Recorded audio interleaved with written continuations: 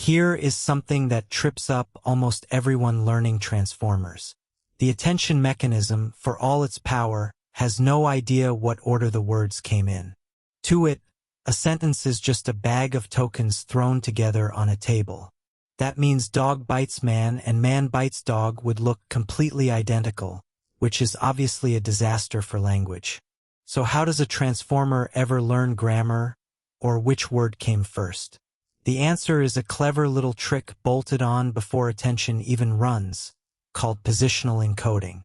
It quietly stamps each word with a sense of where it sits. Let's unpack how it works. So why does a transformer need this at all? Look at the two situations side by side. Take attention on its own. It looks at every token in parallel and weighs how they relate, but nowhere in that math is there a notion of first, second, or third. Shuffle the words and the output barely changes.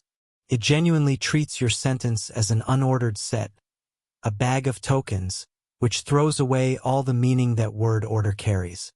Positional encoding closes that gap by giving every position its own distinct signal.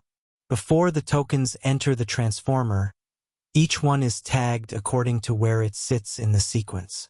Now the model can tell the first word from the fifth, and dog bites man finally reads differently from man bites dog. Order stops being invisible, and grammar suddenly becomes something the network can actually learn. So how does that order actually get in?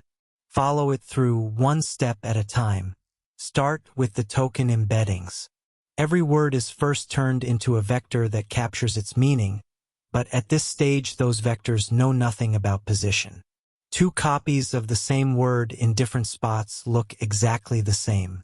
Next, we generate a signal unique to each position. In the original transformer, this was a fixed pattern of sine and cosine waves at different frequencies, so slot 1, slot 2, and slot 3 each get their own unmistakable fingerprint. Those frequencies are chosen so the model can even extrapolate to lengths it never saw in training. Then we simply add that positional signal straight into the token embedding. The word vector and the position vector merge into one, so the very same word now carries a different value depending on where it lands in the sentence. It is a small addition, but it changes everything downstream. Finally, attention runs on these combined vectors. Because position is now baked right into the numbers, the model can attend by relative offset and tell the ordering apart. Order information has quietly become part of the meaning itself. Strip it all back and three ideas capture positional encoding. Without it, a transformer is order blind. Attention alone cannot distinguish first from last, so a sentence collapses into a bag of words. Positional encoding is the piece that rescues sequence, grammar, and structure. It works by adding a position-unique signal to every token, right at the input, so identical words in different places carry different values, and the model can finally read order the way we naturally do when we read a line of text. There are several flavors. Fixed sinusoidal waves in the original design, learned position vectors in models like BERT, and modern relative schemes such as ROPE and Alibi, which encode how far apart tokens are and now dominate large language models. Alright, let's lock in what matters.